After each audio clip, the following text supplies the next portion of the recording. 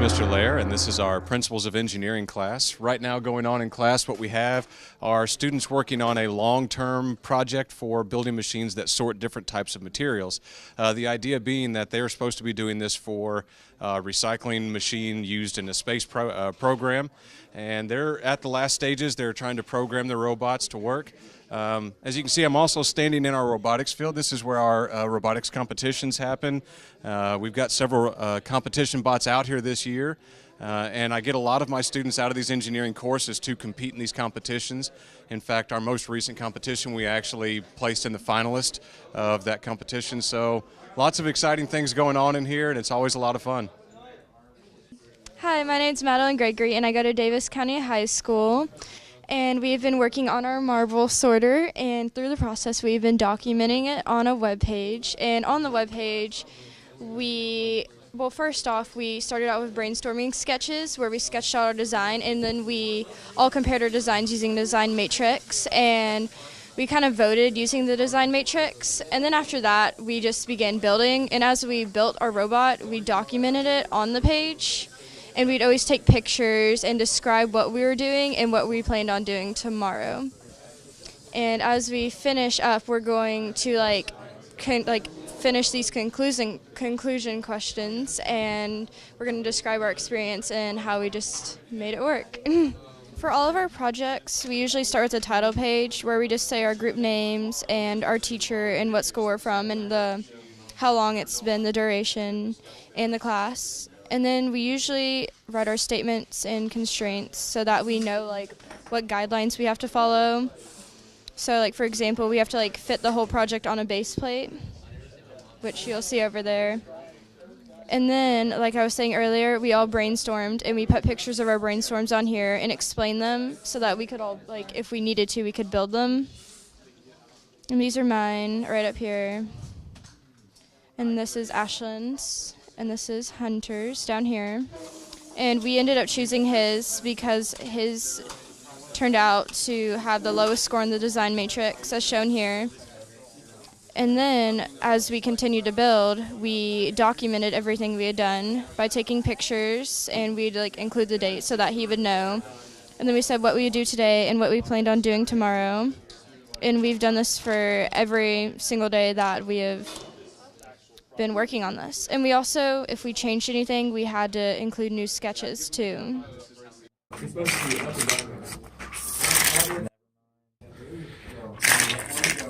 And this is our beautiful robot right here. It is designed to sort 3 types of marbles. There's a steel marble, there's a wooden marble, and a plastic marble. So we basically built it from nothing, this little platform. We just built up like that. That's still in the design phase, so it might not. Yeah, and we had our team to work on this, and we just built off each other's strengths, not each other's weaknesses. Like me, I'm not the best at programming, and luckily I had these two to help me with that. And also, we took each other's ideas, and we built off each other's ideas, and we ended up with this machine here. So. And to build it, we just started off with this base plate, and again, we took everybody's ideas, and we started off just building the framework for the first couple days or so. Then we started adding in a sorting method, and a sorting method and a distributing method. And we just kind of took that, and we've been programming ever since just to kind of fine-tune it and make sure it all works. Like I said earlier, it's still in the design phase. Some might not work the best right now.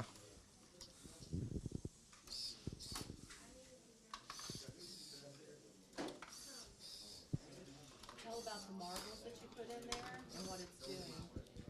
What it's attempting to do, and it's attempting to sort the marbles. But as you can tell right now, it's not doing the greatest job at it. There's a few bugs in our program. So tell them what. We're going to be looking at some of the Introduction to Engineering Design reverse engineering projects.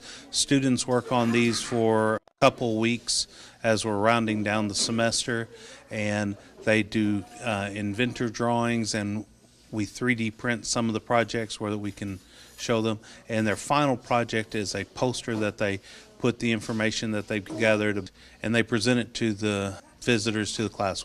I tried recreating my saxophone mouthpiece. My group and I worked on remaking Wall-E, or reverse engineering him.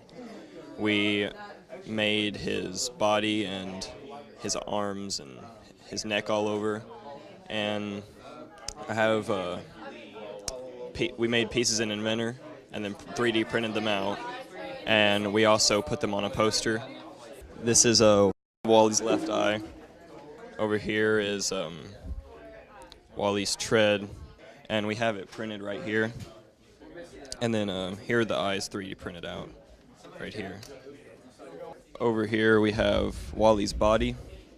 This is really the main part of our Wally. The 3D printer just messed up a little bit on the top, had to put a couple of holes in it, but it turned out decent.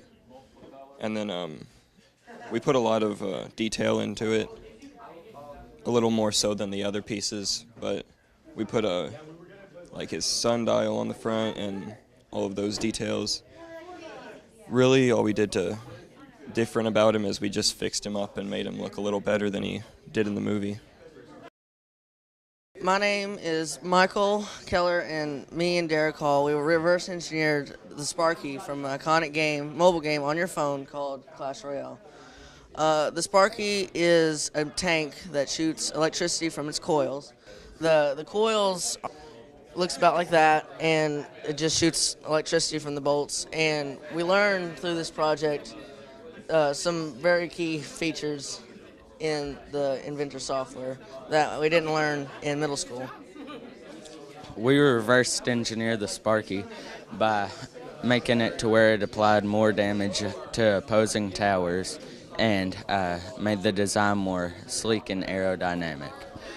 We took off extra excess weight and only made it to the bare minimum, and then we added an extra coil to the design on top of the original coil so that it applied twice as much damage. We made a model rocket of the Saturn V, which was used in the Apollo 11 missions. Our CAD drawings over here, we had to design everything, measured, took all the conversions of the real rocket and made a new rocket and designed it all in CAD. And then over 3 days, we decided to 3D print it with the 3D printer. Our project mainly revolves around the mobile game Clash Royale, which is a game that was released this past January and has since been a major success worldwide. What we did was we took one of the iconic characters, the Dark Prince, and we re-engineered his mace. The original mace is a short hand-to-hand combat weapon, but what we did was we elongated the handle and changed the spikes from pyramids to cones. Our presentation is about the Portal Cube from Portal, and it's what we reverse engineered. And basically the companion cube is it's basically what you can carry around from level to level just as a thing to have. And it's basically the most iconic piece from the game.